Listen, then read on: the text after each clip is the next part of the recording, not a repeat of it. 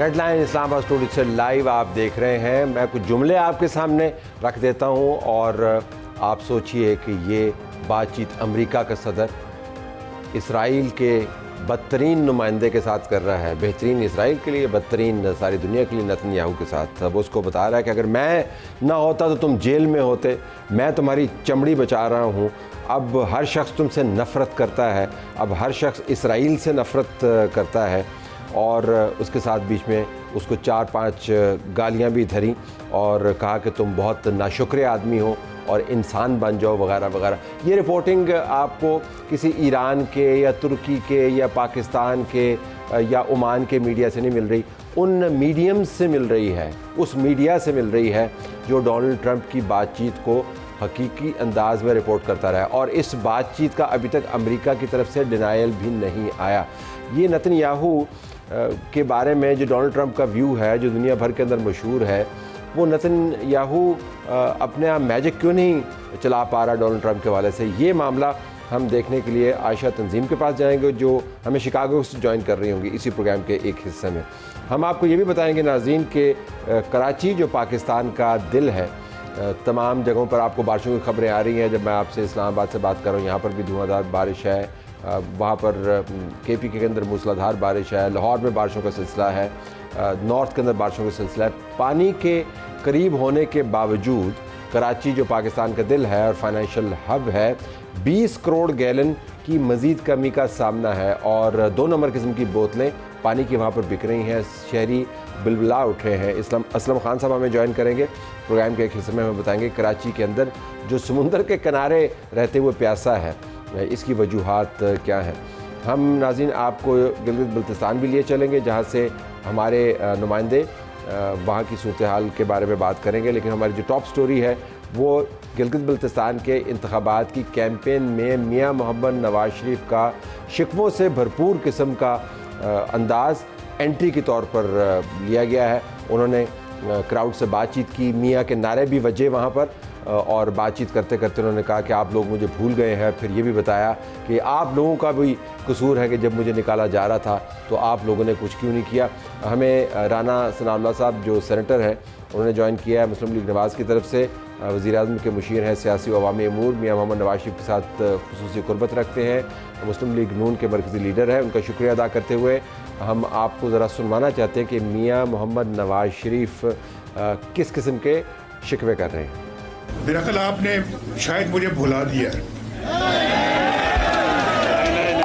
मैं वो नवाज शरीफ हूँ जो किसी पे तनकीद करके, किसी की बुराई करके वोट नहीं मांगता। आज जब मैं आया हूँ, जो मैंने हुलिया देखा है यहाँ पे एयरपोर्ट से निकलने के बाद सड़कों का, मैं बयान नहीं कर सकता।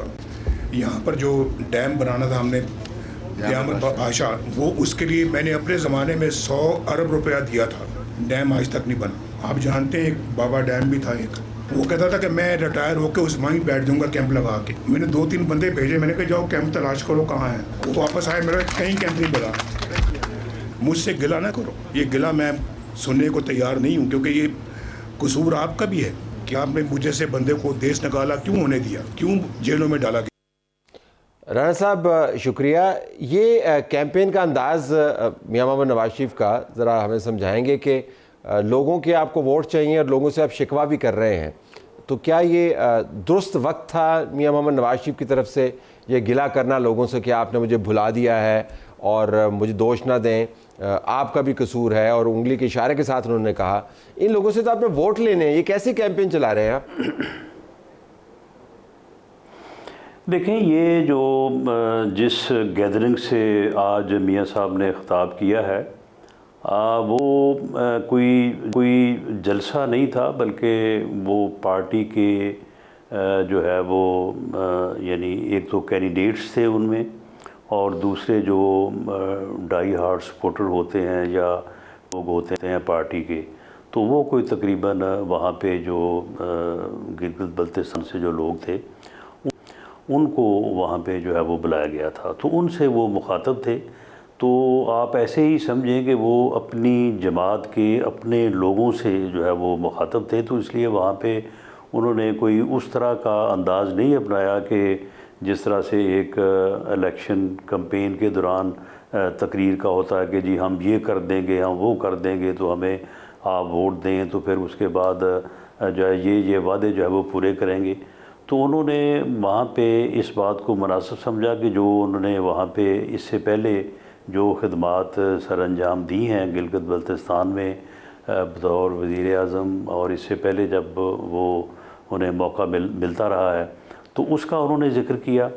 और साथ फिर उन्होंने जो है वो इस तरह के जो अपनों में या अपनों के साथ गिले शिकवे बंदा कर लेता है, तो क्योंकि वो माहौल ऐसा था, तो वहाँ पे उन्होंने ये बात यकीनन की और बड़े दुख के साथ की। मैं राना साहब आपका मोतरफ हूँ कि आप मुश्किल तरीन मोड़ों को इतनी आसानी के साथ काट लेते हैं, तो ज़ाहिर है आपके पास एक ख़ास महारत मौजूद है और ये अच्छी बात है, आप अपनी पार्टी का दिफा सही करते हैं। लेकिन गुजारिश ये है कि इन्हीं वर्कर्स के ज़रिए आपने लोगों को मोटिवेट करना है, इन्हीं वर्कर्स ने जाकर कल लोगों को वोट्स के लिए बाहर निकालना है। उन वर्कर्स को आप कह रहे हैं कि आप शिकवा ना करें मुझसे, मुझे आपके साथ शिकवे हैं, तो वोटर को निकालने वाले लोगों के साथ जब आप शिकवे करने लग जाएंगे, वो तो कहेंगे मियाँ साहब तो हमसे खुश ही नहीं है। और जो वोटर आपका सुन रहा है वो भी ये कहेगा कि मियाँ साहब के लिए जिस बंदे ने हमें बाहर निकालना है, उस बंदे के सामने खड़े होकर मियाँ साहब उसकी अपनों के अंदाज में उसकी धुनाई कर रहे हैं, तो ये कोई अच्छा पैगाम नहीं गया। मैं सिर्फ इस जाविये से बात करूँ। नहीं, ये बिल्कुल लोगों ने इसको बहुत ही अच्छे पैराए में लिया, और उसी पैराए में लिया जिस पैराए में मियाँ साहब ने जो है वो बात की। तो मामला ये है कि जब आप अपनों में मौजूद होते हैं, जब अपने समझते हैं कि ये मेरे मुखलस दोस्त, मेरे मुखलस वर्कर, मेरे साथी जो है वो बैठे हैं, तो वहाँ पे ऐसा ही अंदाज़ होना चाहिए बंदे का बात करने का कि अगर किसी जगह पे कोई गिला शिकवा है तो वो किया जाए। और ये गिला जो है ये मियाँ साहब अक्सर जो है वो किया करते हैं, और ये बात भी आपके ज़रूर जो है वो आपके नोटिस से गुज़री होगी कि कई दफ़ा उन्होंने ये भी कहा कि जी कहा जाता था कि नवाज़ शरीफ कदम बढ़ाओ हम तुम्हारे साथ हैं, तो जब मैंने कदम बढ़ाया तो मैंने पीछे मुड़ के देखा तो फिर कोई भी नहीं था।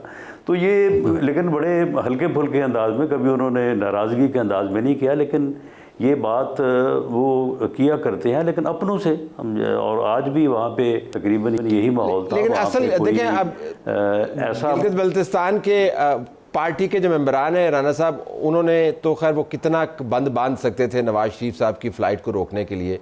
असल मामला तो आपको भी पता है पंजाब की क़यादत थी, असल मामला खैबर पख्तूनख्वा के मखसूस हिस्सों की क़यादत थी, असल मामला तो मरकज़ में है, रायविंड के अंदर जो लोग बैठे हुए उनकी क़यादत थी।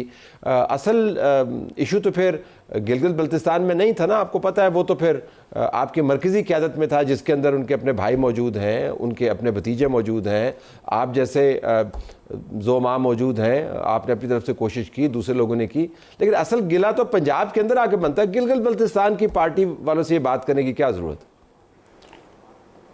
नहीं, लेकिन उन्होंने ये एक इज्तिमाई तौर पे ही बात की। उन्हें ये मालूम था कि जब वो बात कर रहे हैं तो उसे उनके मुखातब जो है वो सिर्फ वही लोग नहीं हैं जो उनके सामने मौजूद हैं, बल्कि उनको पूरा गिलगित बल्तिस्तान और बल्कि पूरा पाकिस्तान जो है वो सुन रहा था। आज मीडिया का दौर है, जब आप बात करते हैं तो अब तो वो बड़े जलसे करने वाला जो है वो काम रह ही नहीं गया। अब तो आप अगर किसी जगह पे भी बात करते हैं और उसको सही तौर पे उसका अगर आपने इंतज़ाम किया है तो वो जो है वो पूरे मुल्क, पूरी दुनिया तक जो है वो पहुंच जाती है। तो ये बात जो उन्होंने की है ये उनका बिल्कुल जेन्युइन गिला है, और उनका ये कहना है कि अगर 12 अक्टूबर 99 ना होता तो आज पाकिस्तान जो है वो कहाँ से कहाँ होता।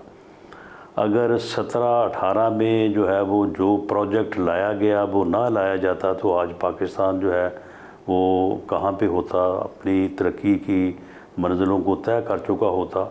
तो ये जो जिन लोगों ने किया उनसे भी उनका गिला है, और जब होने दिया गया तो फिर उनका गिला जो है ये उस लेवल पे अपनी जमात से भी है, अपने कारकुनों से भी है, और आवाम से जो है वो पब्लिक एट लार्ज को गिला होता तो नहीं है, लेकिन बहरहाल उसमें जब आप जमात से करते हैं तो सभी उसमें शामिल होते हैं।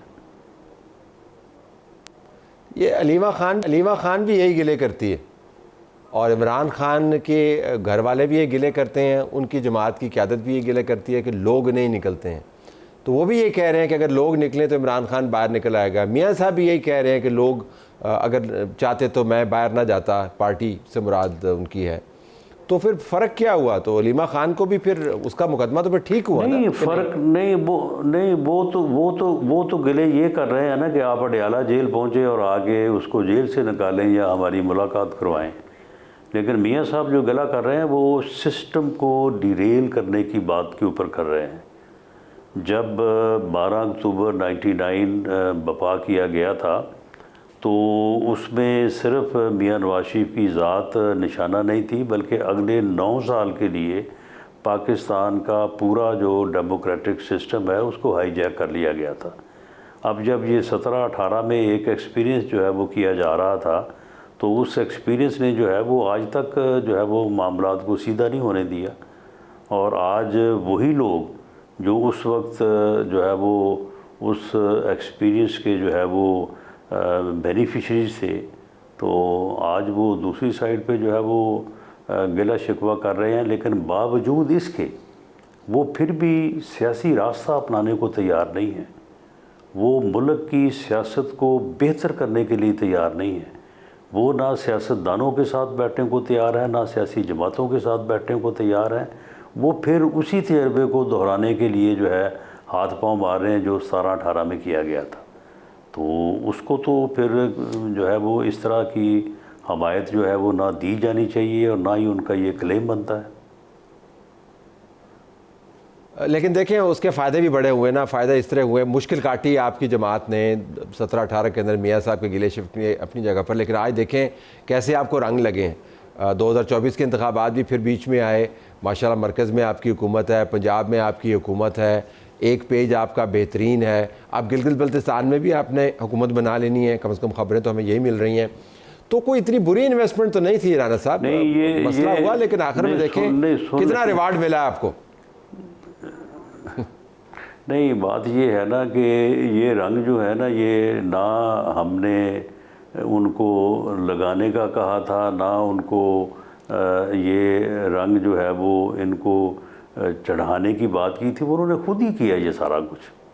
अगर 2018 ना होता और जो सलूक PMLN से या ज़ाती तौर पे मियाँ नवाज शरीफ से किया गया, तो अगर वो ना होता तो आज ये भी ना होता। तो नहीं, आज फिर शहबाज शरीफ भी ना होता ना। शहबाज शरीफ भी 3 मरतबा प्राइम मिनिस्टर ना बनता। आप देखें तो सही, ये देखें ना, शहबाज शरीफ 3 मरतबा प्राइम मिनिस्टर ना बनता, मरीम नवाज चीफ मिनिस्टर ना बनती। ये देखें फ़ायदे देखें आप ज़रा। नहीं, लेकिन बात ये है ना कि ये फिर जो इमरान खान साहब का प्रोजेक्ट जो किया गया था और उसके बाद फिर जब इनका आपस में जो है वो तसादम हुआ, तो ये क्या हमने कहा था इनको कि आप जनाब ये करें?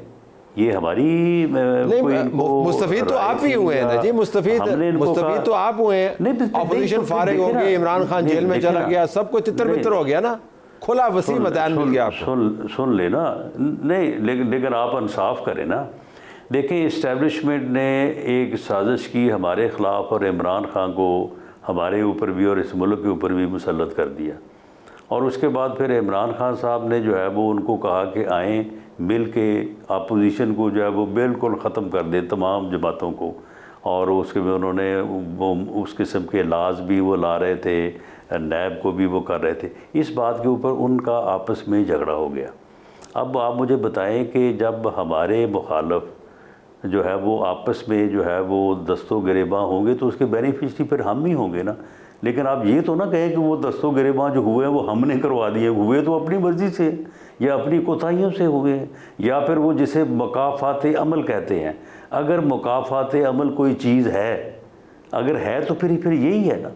और मुकाफ़ात अमल तो फिर बिन जानब अल्लाह होता है। फिर अब अल्लाह से तो हम लड़ने से रहे या उसे गिला करने से रहे।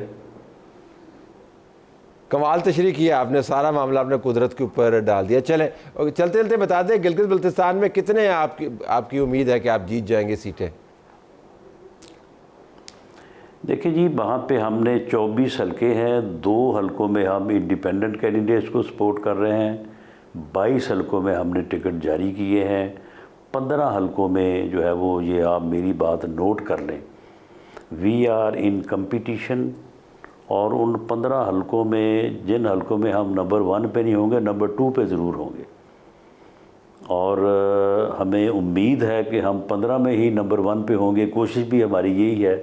अब इसमें कोई जो है वो आगा पीछा ऊपर नीचे जो है वो ज़रूर हो सकता है, लेकिन वहाँ पे आज जो मीटिंग हुई, और ख़ास तौर पे मियाँ साहब इस मीटिंग के लिए ही गए थे, और उस मीटिंग में सारा उन्होंने जायज़ा लिया, सारी बात सुनी, तो उसमें काफ़ी बेहतर पोजीशन जो है वो बताई है लोगों ने, जो वहाँ पे इस सारे अमल को जो है वो कैरी ऑन कर रहे हैं।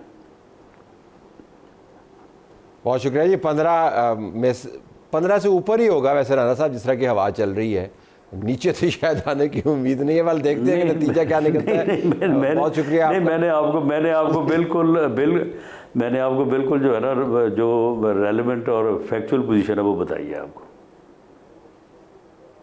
We respect that. बहुत शुक्रिया आपका जी। हम क्विक ये जा रहे हैं गिलगित बल्तिस्तान, जहाँ से हमें ज्वाइन कर रहे हैं हमारे रिपोर्टर। ज़रा बताइएगा कि वहाँ पे सूरत हाल क्या है। जी गो हेड। तलत आपका बहुत शुक्रिया। चूँकि जैसे राणा साहब ने एक तस्करा किया पूरी जो ग्राउंड रियलिटीज़ की, चूँकि मियाँ नवाज़ शरीफ ने भी आज दौरा किया, इसी तरह चूँकि आज ही जो है बिलावल भुट्टो जरदारी जो है उसने भी बल्तिस्तान के अंदर जलसे किए कल और आज। तो अब चूँकि राणा साहब का यही दावा है कि ये जो है तकरीबन जो है इन्होंने जो है वो 23 में से जो है वो ये कोशिश ये कर रहे हैं कि ये 17 सीटें जीत जाए। इसी तरह अगर हम बात करते हैं तो पीपल्स पार्टी वालों का भी एक दावा यही आ रहा है कि उन्होंने 23 इंतखाबी हलकों में उन्होंने अपने कैंडिडेट्स को सामने लाया, और उसके बावजूद वो कहते हैं कि हम भी जो है वो 16 से 17 सीटें विन कर जाएंगे। लेकिन ग्राउंड रियलिटीज़ ये है कि एक इनके पास एक थर्ड जो पार्टी है वो भी आई है इस्तेकामत पाकिस्तान के नाम से, और उनके कोई 15 कैंडिडेट्स है, और उनके पास भी ज़्यादातर जो है वो माजी के इलेक्टेबल्स हैं। हाँ, ये एक बात दुरुस्त है कि अभी तक जो गिलगित बल्तिस्तान के अंदर इन हलकों के अंदर जहाँ पे कंपटीशन चल रहा है, मुकाबला चल रहा है, उसमें चूँकि इस्तेकाम पाकिस्तान के पास भी इलेक्टेबल्स थे, और इस्तेकाम पाकिस्तान के जो इलेक्टेबल्स हैं उनका बहुत अच्छा है। जैसे स्कार्दू की बात करते हैं, या जिस हलके में GBA2 गिलगित पे इस वक्त मैं मौजूद हूँ, यहाँ पे बात करते हैं तो यहाँ पे बड़ा टॉप का और क्लास का मुकाबला होता है इस हलके के अंदर। और ख़ासकर इस हलके में जो मुकाबला है वो इनके राणा साहब के जो साबिक वज़ीर आला है, जो हाफिज़ हफीज़ुर्रहमान के साहब के साथ बहुत तकड़े और क्लोज जो कंपटीशन है, वो साबिक डिप्टी स्पीकर और मुकाबलों की नौयत पर हम बाद में आएंगे। लेकिन आपने जो पता की बात बताई वो यही है कि पीपल्स पार्टी, पाकिस्तान मुस्लिम लीग नून और IPP इनके दरमियान मुकाबला है। राणा साहब ने फोरकास्ट तो किया, देखते हैं उसका नतीजा क्या। ब्रेक के बाद जब हम आएंगे तो नेतन्याहू और डोनाल्ड ट्रंप की गालम गलोच पे बात करेंगे।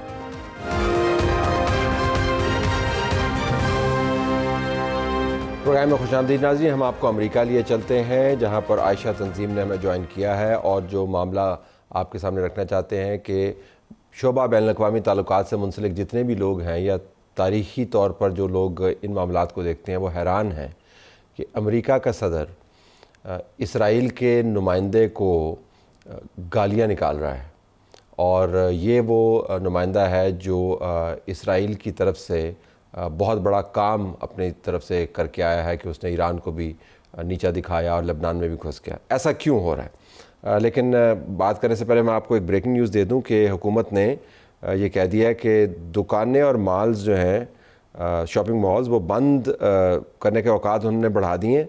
अब दुकानें हर तरह की 9 बजे तक खुल सकती हैं और रेस्टोरेंट्स 11 बजे तक। ये इसहाक डार साहब की ज़ेर सदारत इजलास में फ़ैसला हुआ। That's an important news. But Ayesha, I am coming to you on this. ये कितना अनहोना है अमरीकी सदर का इसराइल के हुकूमत के हेड को हिट करना और गालम गलोच करना और फिर तरदीद का नाना। How exceptional is this? देखिए तलत, ये अगर कोई भी अमरीकी सदर होता तो शायद बहुत ज़्यादा अनहोनी बात होती, लेकिन सदर डोनाल्ड ट्रंप के हिसाब से ये उतनी अनहोनी बात नहीं है। ज्यादा अनहोनी बात यह है कि ये बात लीक हो गई और मीडिया में आ गई। दो वाकयात मैं आपको याद कराऊंगी। एक वाकया हुआ था जब इजराइल ने कतर पे हमला किया था, और आपको याद होगा कि सदर डोनाल्ड ट्रंप ने बेंजामिन नेतन्याहू, बीबी नेतन्याहू से फोन करवाया था अपने सामने बिठाकर, जबकि कतर से उन्होंने माफी मांगी थी। और दूसरा वाकया था जब अमरीकी, पहली दफा ये हुआ कि एक अमरीकी सदर ने एक टीवी कैमरे पे एक गाली दी और इजराइल और ईरान को कि ये दोनों मुल्क जो हैं ये क्या कर रहे हैं। तो ये इन दो वाकयात को नजर में रखते हुए आप देखें तो उससे हमें अंदाजा होता है कि वो बिहाइंड क्लोज डोर्स, यानी जब वो आपस में बात करते हैं तो वो प्रेशर डालते हैं, लेकिन पब्लिक में आना ये वाकई बड़ी अनहोनी बात है। अच्छा, ये जो आपने जिक्र किया बड़ी एक दिलचस्प सूरत हाल बनती है, क्योंकि अमूमी तौर पर तासुर ये है कि इसराइल ने डोनाल्ड ट्रंप की इंतज़ामिया को गले से पकड़ा हुआ है और एप्स्टीन फाइल्स के ज़रिए पकड़ा हुआ है, एक और मामलात हैं, और वो पॉलिसी चला रहे हैं उनके दिमाग में बैठ के। लेकिन ये जो आपने वाक़यात कोट किए और ये जो हालिया गालम गलोच वाला मामला आया, इससे तो पता चलता है कि अमेरिका का हाथ बीबी के गर्दन पर है और वो जब चाहे गर्दन मरोड़ दे। क्या इस किस्म का तासुर उभरता है? देखिए, अमेरिका का हाथ तो बीबी नेतन्याहू की गर्दन पे हमेशा से है और वो जब चाहे गर्दन मरोड़ दे। ये और बात है कि इजराइल ने दिहाइयों में अमेरिका में अपनी एक लॉबी बनाई हुई है, जिस लॉबी में कांग्रेस और सेनेट के मेंबरान भी शामिल हैं। तो जो अमेरिका पे प्रेशर आता है वो अमेरिका के अंदर से आता है। लेकिन आप ये याद रखें कि ज़ाहिर मदद तो अमेरिका ही देता है, और बीबी नेतन्याहू तो खुद, उनके इलेक्शंस आने वाले हैं, बहुत बुरे हालात में हैं। तो अपर हैंड देखिए, जो हुआ था, जो कि मेरे अंदाजे के मुताबिक, और मैंने जो दूसरे लोगों से भी बात की है, ये नहीं हुआ था कि बीबी नेतन्याहू आए होंगे और उन्होंने सदर ट्रंप को कहा होगा कि ये आपको जरूर करना है। वो आए होंगे और उन्होंने सदर ट्रंप को कन्विंस किया होगा। और सदर ट्रंप खुद भी, याद रखें, उस वक्त वेनेजुएला का इवेंट हुआ था और एक बहुत ही एक जीत ऐसी कि चंद लम्हों में अमेरिका को इतनी बड़ी एक जीत मिल गई, जो कि तवक्को के से भी ज्यादा स्मूथली मिल गई। तो सदर ट्रंप का भी ख्याल था कि शायद ईरान पे उस वक्त बीबी नेतन्याहू आए होंगे, उन्होंने सदर ट्रंप को कहा होगा कि हमारे पास ये मौका है, ईरान के 50 लीडर एक जगह जमा हो रहे हैं, एक हमले के जरिए हम पूरी की पूरी लीडरशिप उड़ा देंगे, जो बाकी बचेंगे वो वेनेजुएला की तरह आके आपसे जो भी आप कहेंगे वो मान जाएंगे और आप तारीख के एक बहुत बड़े आपका नाम हो जाएगा। और आपको जानते हैं कि सदर ट्रंप को बहुत शौक है कि तारीख में उनको याद रखा जाए। तो मेरा ख्याल है कि उन्होंने ये सोचा होगा सदर ट्रंप के, और मेरा अंदाजा है, जाहिर है कि 100% मैं नहीं कह सकती, कि सदर ट्रंप का ख्याल होगा कि ईरान में उन्हें वेनेजुएला की तरह की एक जीत नसीब होगी जो जल्दी होगी। मगर मेरा नहीं ख्याल कि ऐसा कोई पॉइंट है कि बीबी नेतन्याहू जो है वो उनकी गर्दन पे हाथ पकड़ के कहते होंगे, रख के कहते होंगे कि ऐसा ही करें, क्योंकि अमेरिका आखिर को अमेरिका है और इजराइल को जो भी वो सपोर्ट देता है वो किसी भी वक्त रोक भी सकता है। और सदर ट्रंप की जो पर्सनैलिटी हमने देखी है, देखें, वो अपनी पार्टी में अभी उन्होंने अपने कुछ जीते जिताए मेंबर्स ऑफ कांग्रेस, जो कि मतलब इनकम्बेंट्स हैं, जो पिछली दफा जीत चुके हैं, चूंकि सदर ट्रंप को वो पसंद नहीं थे तो उनको प्राइमरीज में उनके मुखालिफिन को एंडोर्स किया, मुखालिफिन जीत भी गए। सो सदर ट्रंप का ख्याल है कि उनका इतना होल्ड है अपनी पार्टी पे भी कि वो जो चाहें वो कर सकते हैं। बिल्कुल। आखिर में क्विकली जब आप बात कर रही थी तो मैं देख रहा हूँ क्लैश रिपोर्ट एक सोशल मीडिया पोस्टिंग भी करता है और ख़बरें भी देता है। इसने नेतन्याहू को कोट करते हुए ये कहा है कि हम, यानी इसराइल, ईरान की हुकूमत को गिरा के दम लेंगे और मोसाद को मैंने टास्क कर दिया है, किसी तौर इस रजीम को हमने नहीं चलने देना। और आपको पता है जब मोसाद को टास्क करते हैं तो उसका मतलब क्या है कि असैसिनेशंस का दौर दोबारा से शुरू हो सकता है। तो जिस रजीम का लफ्ज़ मैं इस वजह से इस्तेमाल करूँ क्योंकि अमरीकी भी यही लफ्ज़ इस्तेमाल करते हैं। डोनाल्ड ट्रंप मुआहदा करना चाह रहा है और जिसकी वजह से नेतन्याहू को गालियां दे रहा है। इसराइल का वज़ीर आज़म अब भी ये कह रहा है कि मैंने उस रजीम को गिरा देना है। So quickly, what is next? आपके ख्याल में क्या होने वाला है? देखिए, बहुत सारे, जैसे कहते हैं ना, शतरंज के मोहरे इन प्ले हैं इस वक्त। आज और कल इजराइल और लेबनान के दोनों के रिप्रेजेंटेटिव्स वाशिंगटन डीसी में मौजूद हैं, उनके दरमियान एक बातचीत हो रही है। दूसरी तरफ मार्को रूबियो ने आज अमरीकी सेनेट को बताया है कि 2 फेजेस में अमरीका ईरान से बात करेगा। पहले फेज में आबनाए हुर्मुज़ पूरी तरह खोला जाएगा, जिसमें कोई टोल ना हो और कोई फायरिंग ना हो, और अगर ऐसा हुआ तो अमरीका उनकी मदद करेगा, वहाँ से वो जो लैंड माइन्स या सी माइंस हटाने में, और दूसरे फेज में ईरान के यूरेनियम एनरिचमेंट के उस पे बात होगी, और अगर पूरी तरह यूरेनियम एनरिचमेंट पे बात हो जाती है तो सैंक्शंस रिलीफ पे बात होगी। तो ये तो ईरान पे बात हो रही है, लेबनान पे बात हो रही है, मगर जो बहुत इंपॉर्टेंट बात ये है कि इस वक्त बीबी नेतन्याहू जो है वो इजरायली जो कनेसेट है या इजरायली जो पार्लियामान के इक्विवेलेंट है वो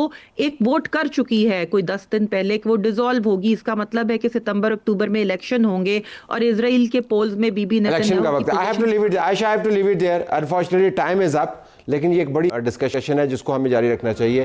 पहली मर्तबा पब्लिकली ये दायमी एलाइज एक दूसरे के खिलाफ इस तरह की बातें करते हुए नज़र आ रहे हैं और बैनुल अक़वामी ताल्लुकात के अंदर ये एक हैरान कुन डेवलपमेंट भी है। Thank you very much for being with us. हम प्रोग्राम जारी रखे हुए हैं, ब्रेक के बाद वापस आएंगे तो कराची आपको लिए चलेंगे जहाँ पर लोग हैं तो पानी के किनारे बैठे लेकिन पानी को तरस रहे हैं।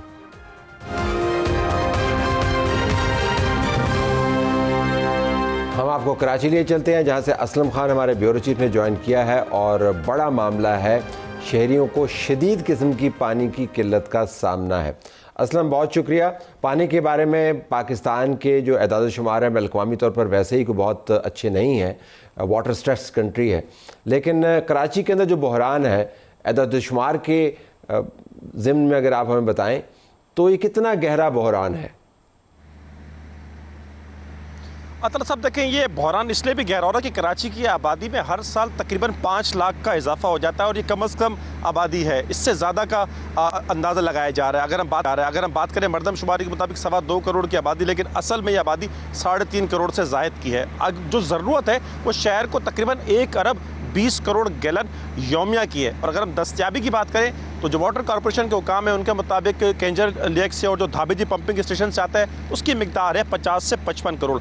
हब डैम से जो हमारे पास पानी आ रहा है और न्यू हब कैनाल से भी हम जिसकी बात करते हैं वो ये दावा किया जाता है कि तकरीबन वो 10 करोड़ गैलन यौमिया है, लेकिन वो भी तकरीबन 60 करोड़ या 70 करोड़ गैलन है। तो अगर हम बात करें तो ये 65 करोड़ गैलन पानी शहर को मिलता है, लेकिन इसमें भी लाइन लॉसेस भी हैं, पानी की चोरी इसके अलावा है। तो ये तादाद 50 से 60 करोड़ हो जाएगी। तो अंदाज़ा लगाएं कि जितनी ज़रूरत है उसका आधा पानी तो सरकारी आदाद शुमार के मुताबिक मिल रहा है। तो यकीनी तौर पर ये आधे से ज़्यादा डिफरेंस तो इसी आदाद शुमार का है। और अगर हम बात करें कि जो फिर ये पानी की ज़रूरत कैसे पूरी होती है, तो तलत साहब एक बहुत बड़ा, मैं कहूँगा कि तकरीबन 70% या इससे भी ज़्यादा शहर बोरिंग करके गुजारा कर रहा है। बोरिंग के पानी को हम इस्तेमाल करते हैं। और अब हाइडेंट आप देख रहे होंगे पीछे, ये यहाँ पर अच्छे हाइडेंट हैं जो सरकारी तौर पर चल रहे हैं और यहाँ पर हज़ारों की तादाद में टैंकर हैं। अगर हम यहाँ पर देखें 5-5, 10-10 मिनट में एक टैंकर भरता है और ये आगे सप्लाई हो जाता है। तो सवाल है कि यहाँ पानी पहुँच रहा है तो जो घरों में पानी क्यों नहीं पहुँचता?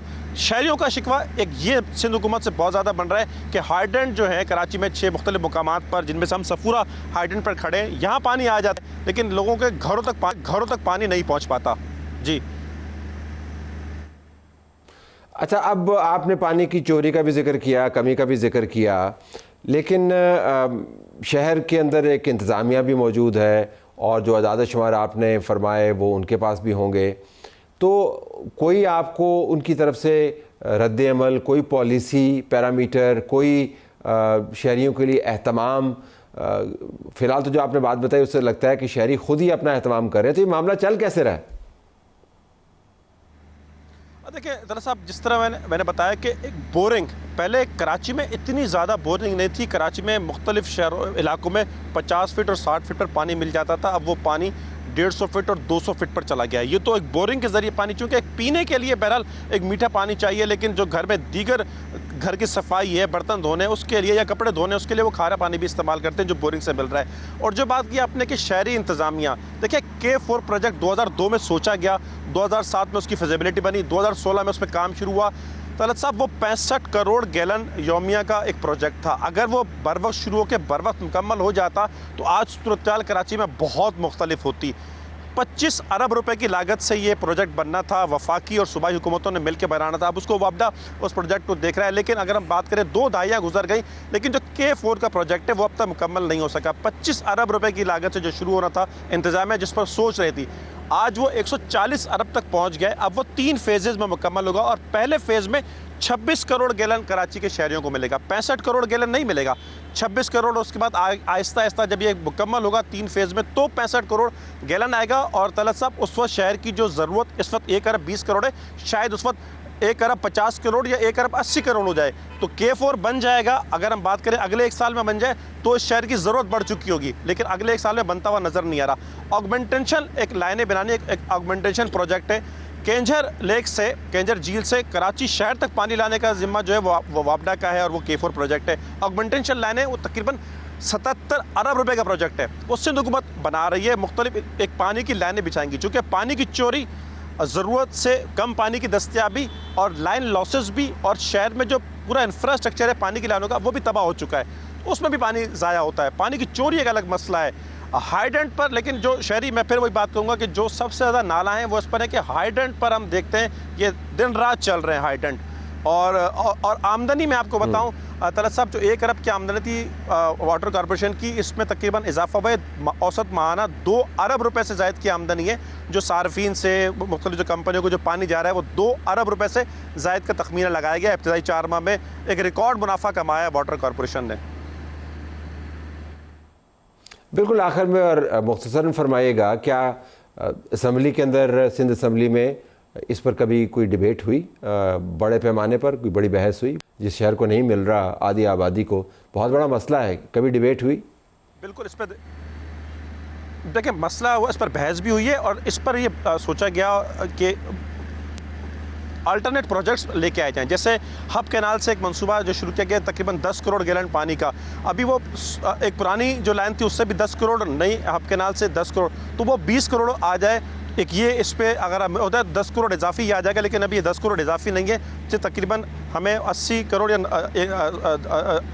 80 लाख या 10 करोड़ वो पानी मिल रहा है। इसी तरह और ढाबी जी से सोचा जा रहा है कि कोई और, जिस तरह K4 है वो अगर तवील है तो कोई कलील मुद्दती कोई प्रोजेक्ट शुरू किए जाएँ जिसमें 10 करोड़ गैलन या 20 करोड़ गैलन वो पानी कराची तक पहुँचाया जाए। एक और चीज़ पर जिस पर गौर किया जा रहा है अभी कि पब्लिक प्राइवेट पार्टनरशिप के तहत जो खारे पानी को मीठा बनाना है उस पर कोई काम किया जाए, और ताकि शहर की पानी की ज़रूरत पूरी की जाए, इस पर भी एक गौर हो रहा है। जी, गौर तो हो रहा है, लेकिन लोगों को जाना चाहिए और मखसूस मिकदार में चाहिए, और सबको चाहिए। कोई ऐसा शख्स नहीं है जो पानी के बगैर गुजारा कर सके, लेकिन पानी आधे शहर को मुहैया नहीं हो रहा। जो हो रहा है उसकी क्वालिटी तो बहुत ही नाक़िस है, जिसके ऊपर अभी हमने बात नहीं की। बहुत शुक्रिया असलम, आपने हमें ज्वाइन किया। नाज़रीन, हमारी तरफ से यही कुछ इजाज़त चाहते हैं। अल्लाह हाफ़िज़।